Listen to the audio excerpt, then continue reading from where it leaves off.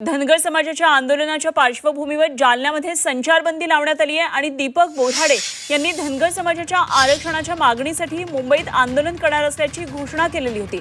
त्यासाठी पोलिसांनी परवानगी नाकारली, मात्र तरी देखील बोराडे आपल्या आंदोलनावर ठाम होते। त्यामुळे आता संचारबंदी लावण्यात आली आहे। बोराडे यांना पोलिसांनी ताब्यात घेतले आणि बोराडे यांच्या राहत्या घराजवळ पोलीस बंदोबस्तासह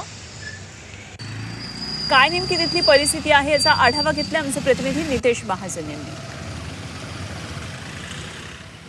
समाजाला एसटी प्रवर्गातून आरक्षण मिळण्याच्या मागणीसाठी धनगर आंदोलक दीपक बोराडे यांनी मुंबई आंदोलनाची हाक दिली होती आणि या पार्श्वभूमीवर बोराडे यांना आज जालना पोलिसांनी ताब्यात घेतलेला आहे।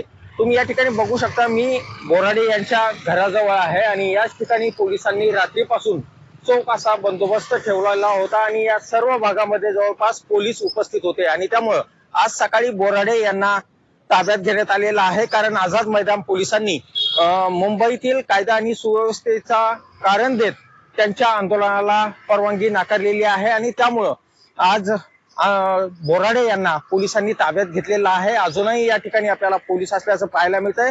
तर कायदा आणि सुव्यवस्थेचा प्रश्न निर्माण होऊ नये या पार्श्वभूमीवर जालना शहरासह अंबड शहरात देखील जिल्हाधिकाऱ्यांनी संचारबंदी लागू केलेली आहे। आज संध्याकाळपर्यंत ही संचारबंदी लागू असणार आहे आणि त्यामुळे हे आंदोलन कुठेतरी थांबवण्याचा प्रयत्न प्रशासनाकडून केला जातोय, अशा प्रकारचा आरोप बोराडे यांनी केलेला आहे। सध्या पोलिसांनी बोराडे यांना ताब्यात घेतलेला आहे आणि त्यामुळे आता बोराडे यांच्या या आंदोलनाबाबत पुढची भूमिका काय हे आता त्यांच्या माहितीनंतरच याबाबतचे स्पष्टीकरण जे आहे ते बोराडे देऊ शकतील।